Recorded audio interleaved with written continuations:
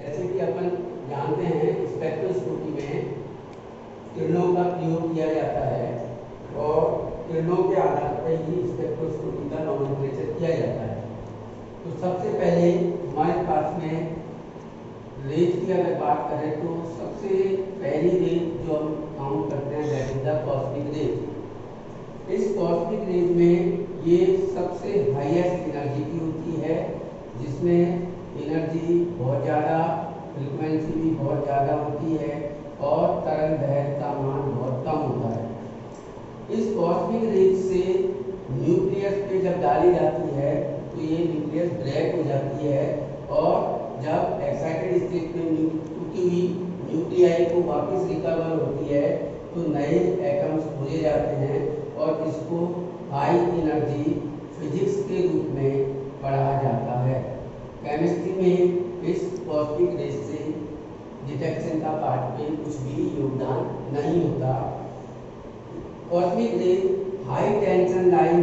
में स्पार्क करने से, जो 11,000 वोल्टेज की लाइन होती है उनमें स्पार्क करने से जो रेज पैदा होती है वो कॉस्मिक रेज होती है। इसके बाद इससे कम एनर्जी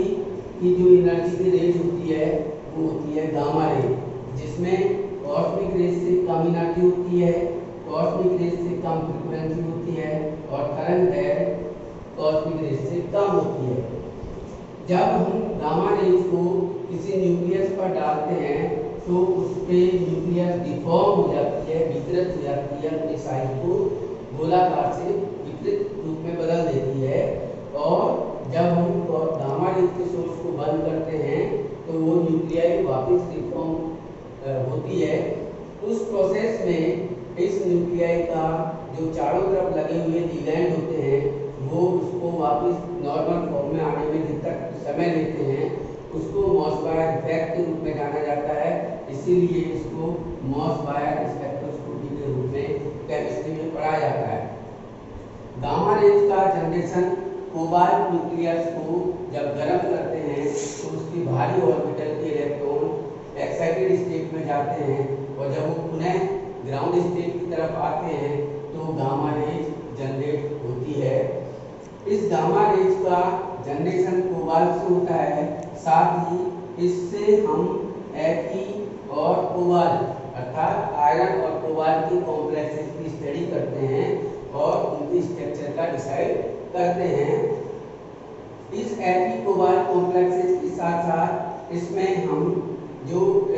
इसका यूजेज है वो कैंसर ट्रीटमेंट में कोबाल्ट थेरेपी के रूप में जाना जाता है। इसके साथ साथ जीन म्यूटेशन में जो कोरल सीड्स होती हैं जिनकी सीड्स का जो आवरण जो है कठोर होता है, जैसे मेज है, मक्का है, उस तरीके के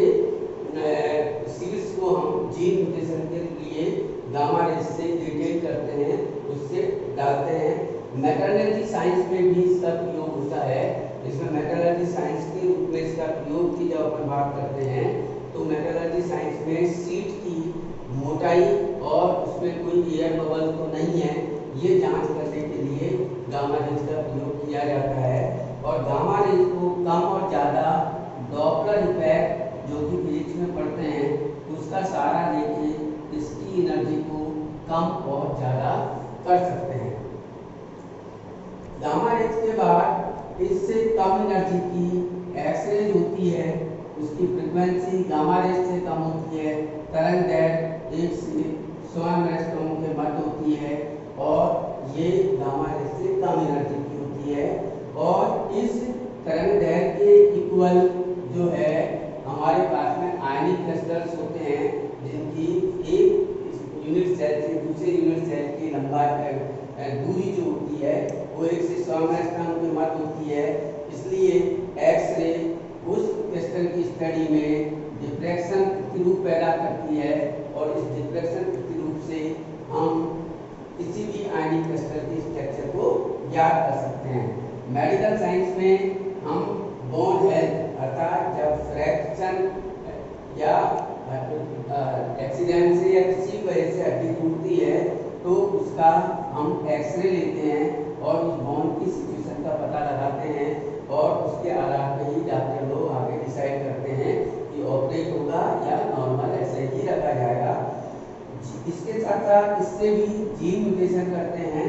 और जीन म्यूटेशन जैसे कि हमने देखा था हमारे हार्ट कोरल सील्स में, लेकिन यहाँ भी जौ, बार्ले, इस तरीके के जो इससे कम कोरल हार्ट कोरल कम होते हैं उनको जीन म्यूटेशन में काम में लिया जाता है। मेटलर्जी साइंस में भी उसी तरह से सीड की और उसकी बॉन्डिंग की स्ट्रक्चर के लिए एक्सरे का प्रयोग किया जाता है। एक्सरे कॉपर को एक्साइटेड गर्म करने में भारी इलेक्ट्रॉन जब एक्साइटेड स्टेट में जाकर वापस आते हैं तो उस प्रोसेस से एक्सरे पैदा होती है और दो तरीके की एक्सरे पैदा होती है, अल्फा बीटा, और उनको हम अपने हिसाब से यूज करते हैं। इसके साथ साथ मेडिकल साइंस में इसका बहुत बड़ा यूज है CAT scan, computer aided tomography, जिसमें हम ट्यूमर जो कि इनर साइड का भी है उसको भी हम याद करने के काम में कैट स्कैन के रूप में एक्सरे रेज का प्रयोग किया जाता है। इसके बाद इनसे कम एनर्जी की जो होती हैं यूवी और विजिबल होती है, और यूवी की जो रेंज है वो 180 नैनोमीटर से लेके 380 नैनोमीटर तक की रेंज में हम इसको पढ़ते हैं, और 380 से 800 नैनोमीटर की रेंज में विजिबल को पढ़ा जाता है। यूवी विजिबल रेंज में जो एक साथ हम लिखने का कारण क्या है, क्योंकि ये भारी ऑर्बिटल के जो मॉलिक्यूल में बॉन्डिंग है उसमें भारी ऑर्बिटल जो होते हैं उनका एक्साइटेशन और बॉन्डिंग से इलेक्ट्रॉन एक ऊर्जा स्तर से दूसरे ऊर्जा स्तर में जाते हैं, तो उन प्रोसेस का अध्ययन यूवी विजिबल के रूप में किया जाता है। और इस प्रोसेस से ऑर्गेनिक कंपाउंड में हम सैचुरेशन है या अनसैचुरेशन है ये ज्ञात करते हैं। कॉम्प्लेक्स कंपाउंड में हम बॉन्डिंग और स्ट्रक्चर ज्ञात करते हैं, जैसे ऑक्टाहेड्रल है, टेट्राहेड्रल है, स्थिर प्लेनार है। इसके लिए अपन जो एनर्जी का गैप होता है एक इलेक्ट्रॉन दूसरे एनर्जी गैप में जाने पे जो ऊर्जा अवशोषित करता है वो यूवी विजिबल रेंज की होती है, तो उसके आधार पर हम कॉम्प्लेक्स की स्टडी भी करते हैं। यूवी बैक्टीरियोसाइड है, फंगिसाइड है, तो इनको मारने की वजह से आरओ सिस्टम में यूवी का लैंप प्रयोग किया जाता है, और साथ में यूवी को इंसेक्टिसाइड के रूप में देखा जाता है, तो लोग इसका बल्ब भी यूज करते हैं ताकि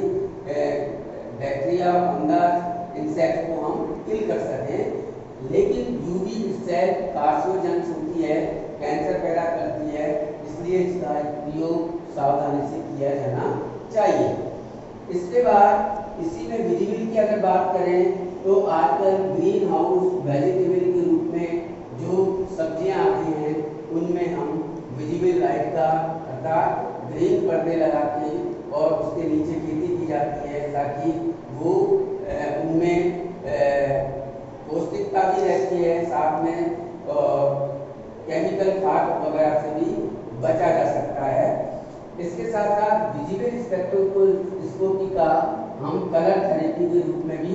प्रयोग में किया जाता है। जैसे जब किसी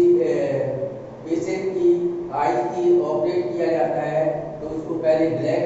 पट्टा लगाया जाता है आंखों के सामने, फिर ग्रीन पट्टा लगाया जाता है, क्योंकि ग्रीन जो है मन भावन कलर के रूप में जाना जाता है। इसलिए सब जो जितने भी पर्दे वगैरह हॉस्पिटल में लगाए जाते हैं वो ग्रीन कलर के इसीलिए होते हैं। इस यूवी विजिबल को जनरेट करने के लिए हम ड्यूटेरियम हाइड्रोजन का डिस्चार्ज लैंप लेते हैं, और विजिबल स्पेक्ट्रोस्कोपी के लिए हम टंगस्टन लैंप को प्रयोग में लिया जाता है। इसके बाद जो रेज आती है वो है IR, जो कि विजिबल और यूवी विजिबल रेंज से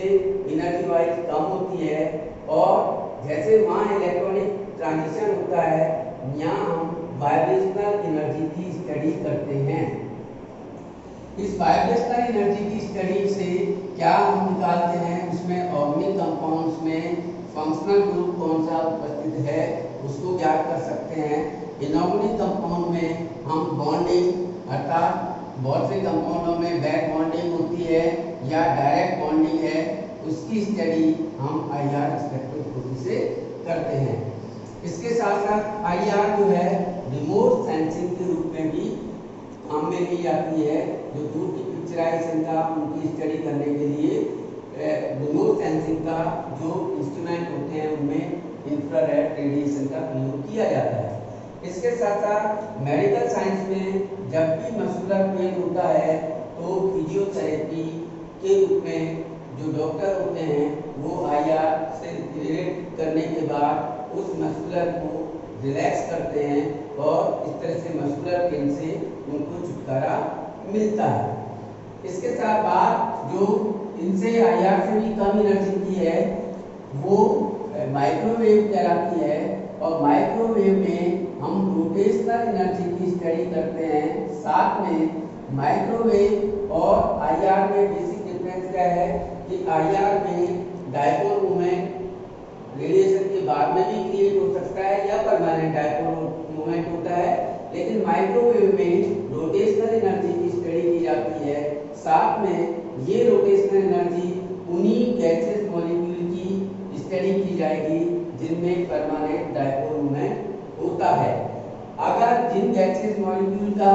स्ट्रक्चर बड़ा है तो चूंकि रोटेशनल एनर्जी बहुत कम एनर्जी की होती है, जैसे कि हम माइक्रोवेव के रूप में जब स्टडी करते हैं तो वो मॉलिक्यूल की एनर्जी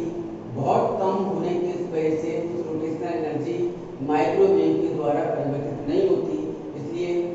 परमानेंट डायपोल मोमेंट नहीं रखने वाली और बड़े मॉलिक्यूल की गैसीय स्टेट की स्टडी माइक्रोवेव से संभव नहीं होती। माइक्रोवेव का जो यूज है वो ओवन में भी किया जाता है, जिसमें हम बिना किसी टेम्परेचर को दिए हम किसी भी डायपोल रखने वाले जैसे वेपर है, वाटर है, तो ऐसी चीज़ों के थ्रू हम किसी भी कुक को पका सकते हैं और उसके साथ साथ टेम्परेचर कंट्रोल के द्वारा हम उन सब चीज़ों को मेंटेन कर सकते हैं। इसके अलावा माइक्रोवेव जो है वाकी टाकी में पुलिस और मिलिट्री यूज करती है, जिसमें कोडिंग डिकोडिंग उनका प्रोसेस से होती है और हम वन में माइक्रोवेव में वन में बात कर सकते हैं। इसके साथ साथ ये मोबाइल में भी प्रयोग में आती है, और मोबाइल में टू वे में बात करने के लिए टावर्स जो हैं वाकी टाकी में उस सिटी के सबसे हाईएस्ट जगह पे टावर लगाए जाते हैं, जबकि मोबाइल टावर जो है थोड़ी थोड़ी डिस्टेंस होने की वजह से हम मोबाइल में भी माइक्रोवेव का प्रयोग करते हैं। इसके बाद नेक्स्ट स्टेज आती है, that is the radio wave. Radio wave में हम एनएमआर न्यूक्लियर मैग्नेटिक रेजोनेंस की स्टडी करते हैं, जबकि माइक्रोवेव में ईपीआर के रूप में भी स्टडी होती है, इलेक्ट्रॉन पैरामैग्नेटिक रेजोनेंस। यहाँ न्यूक्लियर मैग्नेटिक रेजोनेंस में रेडियो वेव के द्वारा जो एक्टिव न्यूक्लियाई है जो रेडियो वेव के साथ रोटेशनल एनर्जी का इफेक्ट लाती हैं, उन न्यूक्लियाई का पता लगाते हैं कि जो रेडियो वेव को एब्जॉर्ब करेगी वो एनएमआर सिग्नल देगी, और जो रेडियो वेव को एब्जॉर्ब नहीं करेगी वो एनएमआर सिग्नल नहीं देगी। रेडियो वेव के द्वारा हम ऑर्गेनिक और इनऑर्गेनिक कंपाउंड की लगभग पूरी स्ट्रक्चर को डिसाइड कर सकते हैं। इसके अलावा रेडियो वेव मेडिकल साइंस में एमआरआई के रूप में, मैग्नेटिक रेजोनेंस इमेजिंग के रूप में रेडियोलॉजिस्ट काम में लेते हैं, जिसमें हम लगभग उसकी सरफेस के स्ट्रक्चर, ऑर्गन्स की स्ट्रक्चर का और उनकी स्वस्थता का इस तरीके से एमआरआई के द्वारा पता लगा सकते हैं, या कोई प्रॉब्लम होती है तो एमआरआई में उसको स्टडी की जाती है।